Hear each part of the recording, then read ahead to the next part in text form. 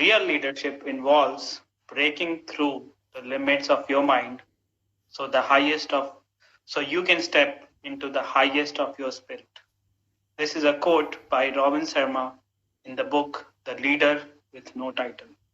Today, I feel so entitled to have with me another leader who I've learned so much, who has been my fellow Pathways guide in Toastmasters District 11, and we have done so much of work together. I've learned so much. So I thought this is a good opportunity for me to have an interview with Adelia B. Potters, or Adele as we call it. So hey, hi Adele, good to have you. Hi, Haritosh. It's always good to see you. It's always good to talk to you, my friend. I'm so excited when you invited me. I said, how can I say no to my friend, Haritosh? We've always collaborated since when? 2018, 2019? Yeah. Those were good times. Yeah, thank you. And I think it's my honor and privilege to have you in this show. So let me tell you a bit about the format. So this is more like a question and answer session. I'll be asking you a few questions, and in between, if the audience have any questions, they can post it in the comments, and we'll take some questions if there are any towards the end of the show. So Okay. let me ask you to tell a brief journey about yourself. I've been everywhere. As you can tell, I'm of Asian descent. I'm from the Philippines, and I migrated to the USA, and I became a US citizen in 1999. That influenced my desire to join the Army, because how do I give back to the country that has adopted me? And so I joined the military, and I tell you, that was the scariest thing that I have ever done. Getting trained to hold a rifle, and with the mentality to kill the enemy. And then the second thing, the hardest thing that I have ever done, is public speaking. Can you believe it? And so in 2016, I joined Toastmasters. I'm married. I have 3 children, a boy and 2 girls. I've been married for 21 years. Can you believe it? Yes. I grew up in a big family. There's 6 of us, so I have 5 siblings, and my mom and my dad, and relatives that are my dad has 9 surviving siblings, 9 of them, and each one had at least 5, 6 children. So I grew up in we call it a big clan. So that's the family that I grew up in. And then when I came here in America, it's a culture shock, because here, family planning, it's like 2 children, and the ideal is have a boy and a girl. So I was single when I moved here, and in my mentality, I said, okay, I'm going to adopt the American way of life. I'm only going to have 2 children, a boy and a girl. Instead of 6 or 12, like my family, my cousins, and my uncles and aunts in the Philippines. So here I am. I only have 3 kids. And that's enough, I think.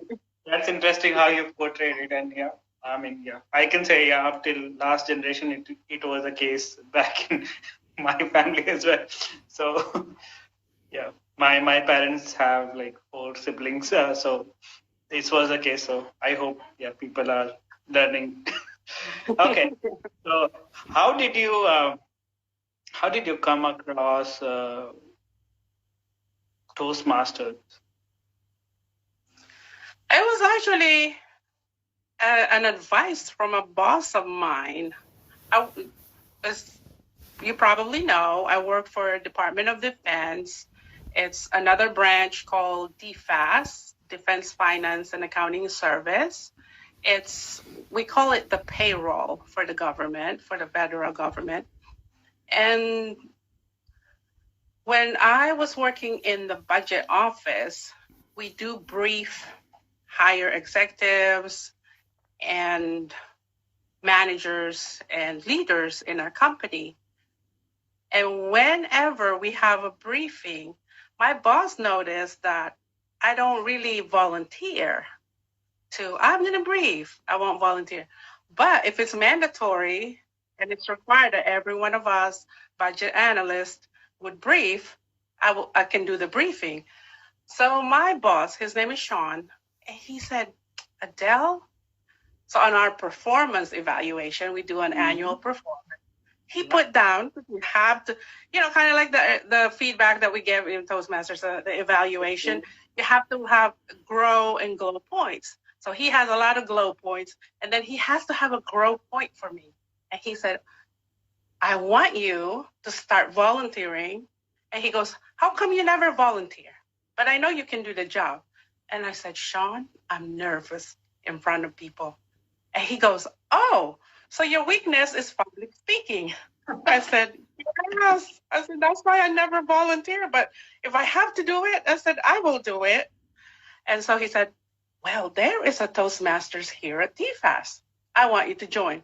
And our annual performance evaluation is around May timeframe. So he said, I want you to join. That was in May. June, he followed up and he said, have you joined Toastmasters? I said, no, I'm scared. He goes, I want you to join. Come July, he followed up again and he said, Adele, have you joined? I said, no, I haven't.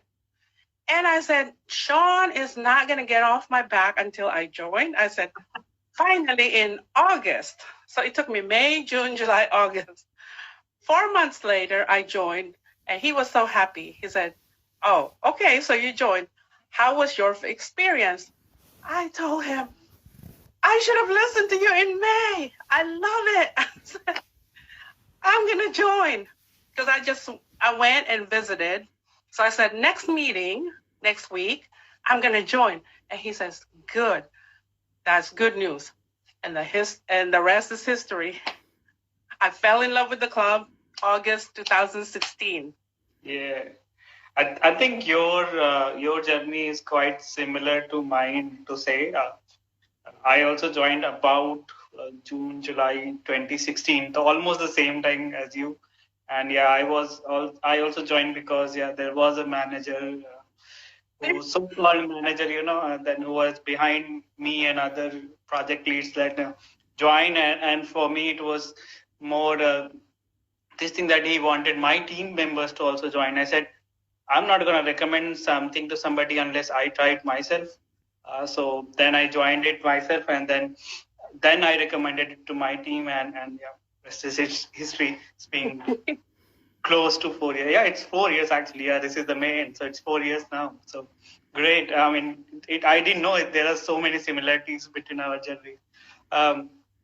So the next thing that I want to talk about is in this show, we don't like to talk too much about the successes.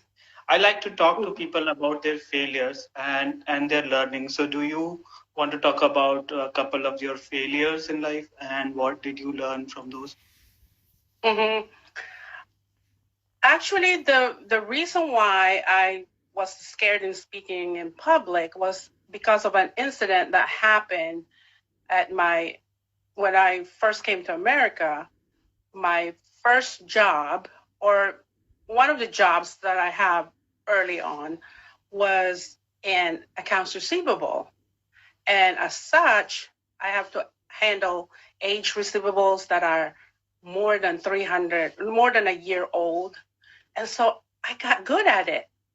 I said, I have a knack at convincing people to pay their accounts that had been written off. And there's a tier that we had to go through in our team.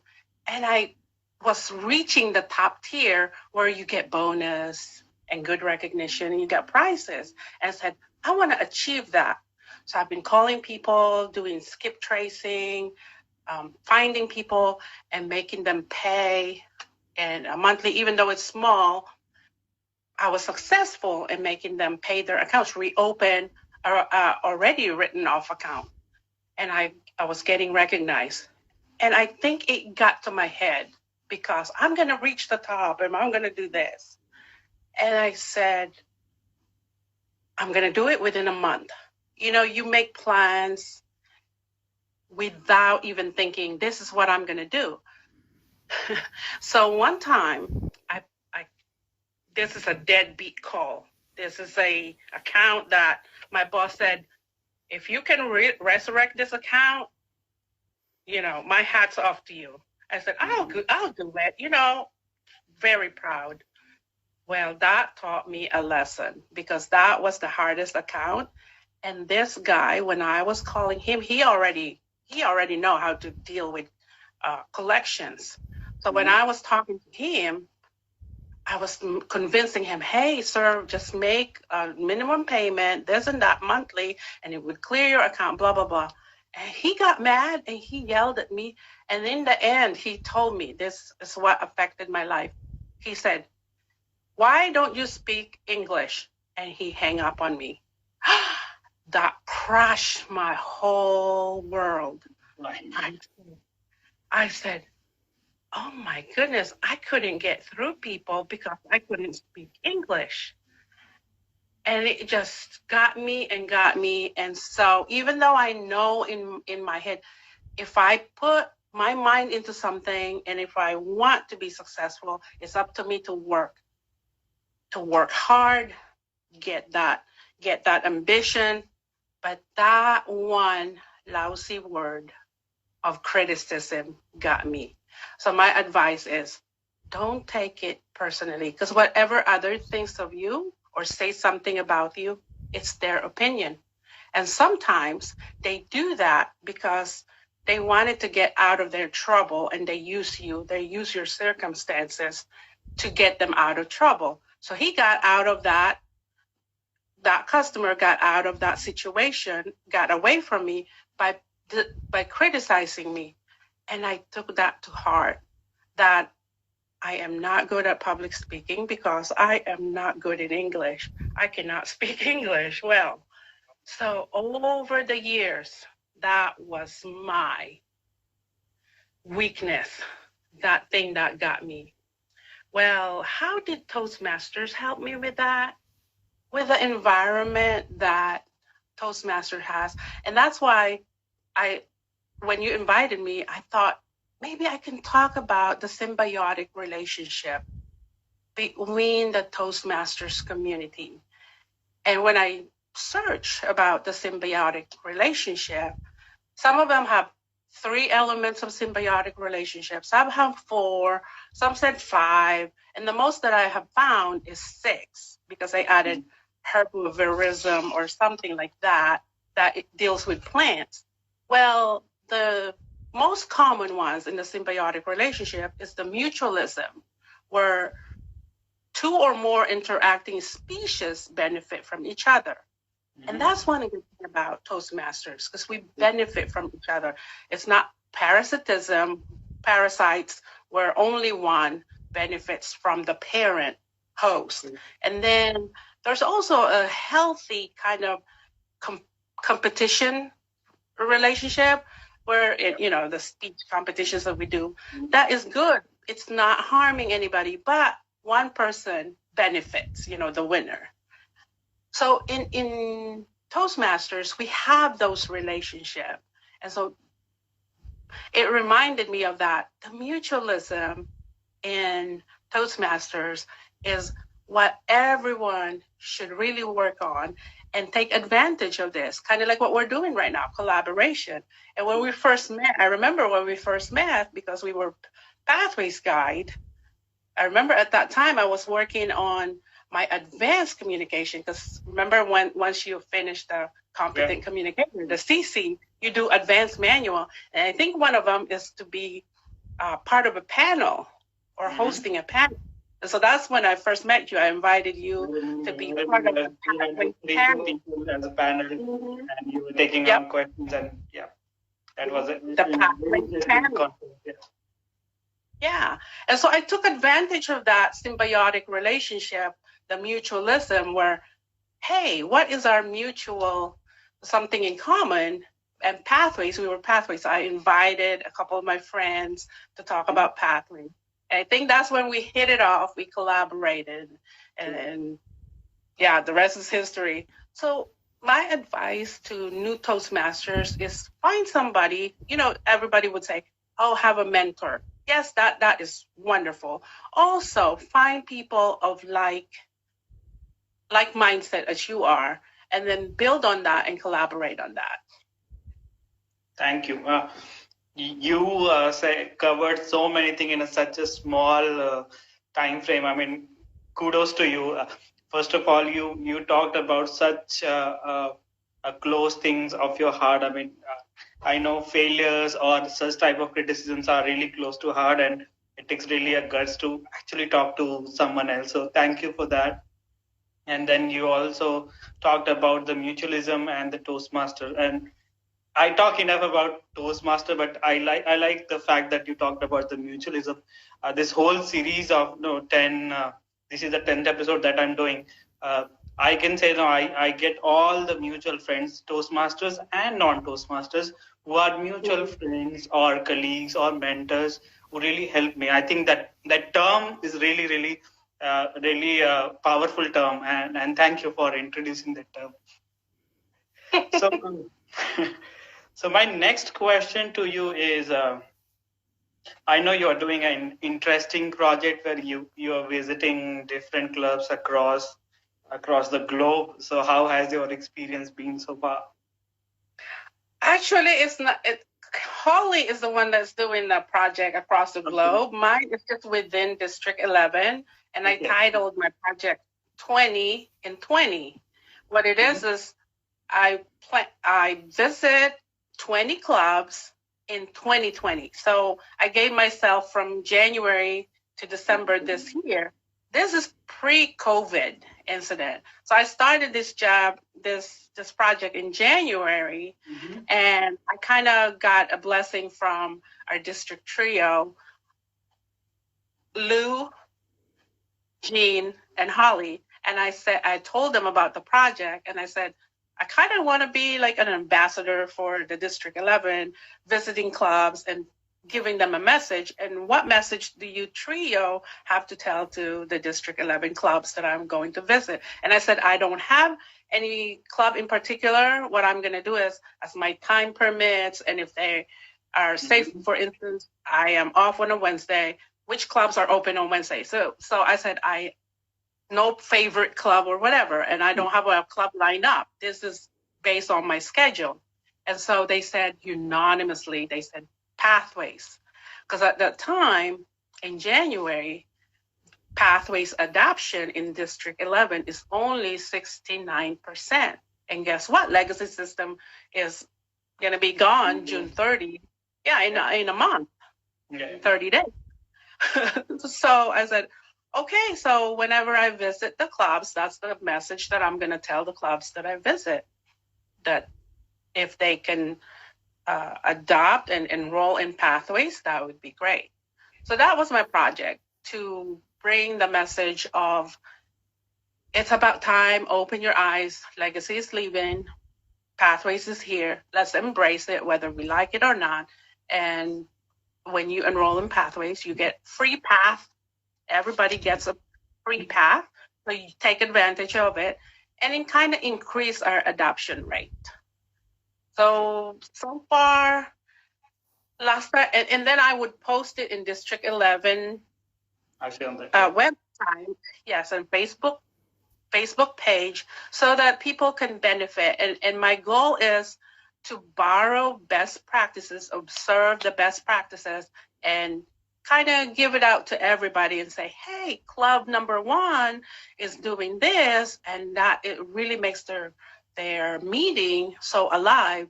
And then club number 2 right here is doing this. For instance, the very first club that I visited, they are on Meetup, and they had like so many guests. And I would say half of the guests, they have like, because it was an open house, they had like 20 visitors. And about half of those visitors, about 10 or 11, when they asked to introduce themselves and how did you hear about this club, they said, oh, I saw your advertisement in Meetup. And so I said, oh, wow, Meetup actually brings guests. It's an announcement out there inviting the community to visit the club, and it worked for that club. So that was the goal of my project, to borrow best practices, announce it to District 11, and hopefully the clubs that are, I should say, struggling clubs can borrow from the thriving clubs. So the project that is global, visit global clubs, that's Holly. Mine is local. Yeah, mine are locally just within District 11. I mean, with the Zoom in the picture, you can actually make it global. Yes, I know. And actually, I was getting in trouble because in March, I said, oh, I only visited like 5 clubs at that time. And I said, it has to be 2 clubs a month so that I can finish within December. But I said, it's going to get impossible. But then here comes COVID. So I think sometimes I blame myself for the COVID because I think God is giving me a chance to finish my project in 2020. So if you want somebody to blame on the COVID and the lockdown and quarantine, that's me. You're not alone in that. Yeah, we all have our dirty hands in that. Okay. So yeah, since you already touched upon COVID-19, my next question is, how are you dealing with COVID-19 now that you introduced COVID-19 to the world? How are you dealing with it? It depends on day-to-day basis. Like 3 weeks ago, I said, my goodness, I cannot be a homeschooler. I thought I'm a good teacher. I thought I'm a good teacher, but I'm not. I don't have the patience. My hat's off, kudos to all the teachers who can teach, because especially elementary kids, which I have 1 junior high and then 2 elementary. They're going to move to middle school next school year. But it is tough to be a homeschooler. And that's one of on my top 3 that I hated about the COVID, because of that, it's impossible.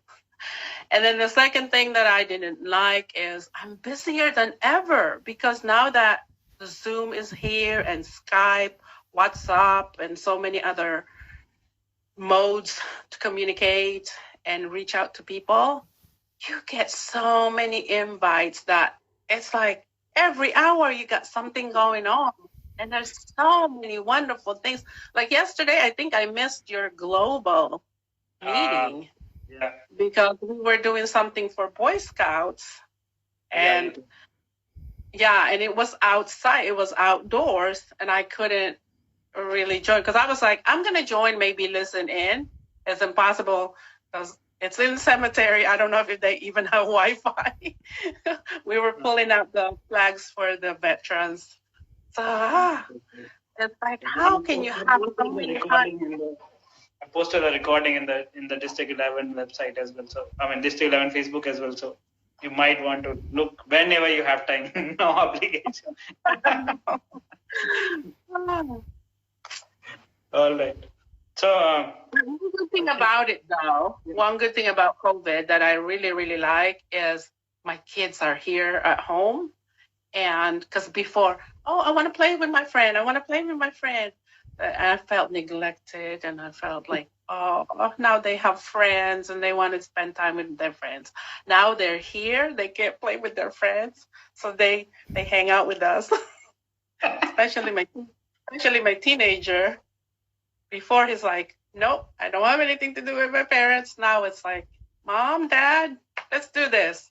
So that's one good thing about COVID-19. All right.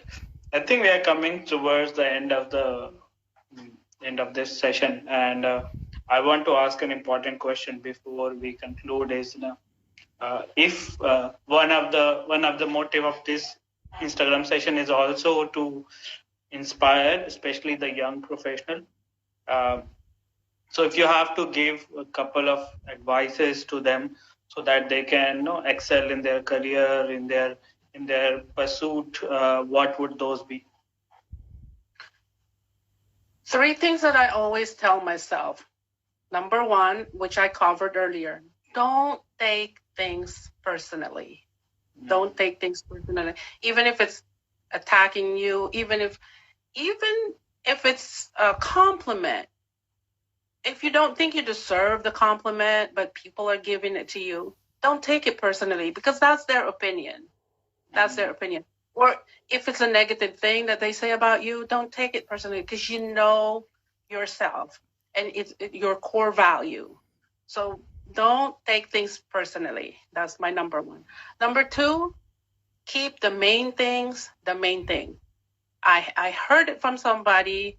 It's from my pastor, and they said, a quote from Stephen Covey. I think the main thing is to keep the main thing the main thing. keep the main thing the main thing. Yes. So what is your priority? What is it that you're chasing? What is it that you want? And keep that your main thing. Don't have so many other things that convolutes it. So keep the main thing, the main thing, the main focus. And then the other one is, we are here to serve. Even the Lord Jesus. I'm Christian, and I give credit to God. I give credit to my Lord and Savior Jesus. And he did the ultimate service, the ultimate sacrifice, that he gave his life for us. So I would say that for number 1, always serve others. Put others before yourself. You know, there's a saying that says, do unto others what you want others do unto you. If you adhere to that, always think of others before yourself, and with the intention of, I am going to serve. Whether it's a young person, whether it's a friend of yours, whether it's your family, put that in mind. Others first, serve. Thank you. Thank you so much. I can't thank you enough for coming to this session. I know you had to do a lot of things and you had a lot of communication, but yeah, thank you so much. It was an honor and privilege to have you. And with the last point that you say, serve, that is where I generally end my episode by saying that, no, let us help each other in this. And when I say help, it's not always about money. It's also about talking to someone 5 minutes. It's also about feeding a pet. So let's help each other. We'll be out of this pretty soon. And let's keep learning, keep growing, and keep going out of our comfort zone. Yes. Thank you so much, Adele. It's my honor, Haritosh. Thank you.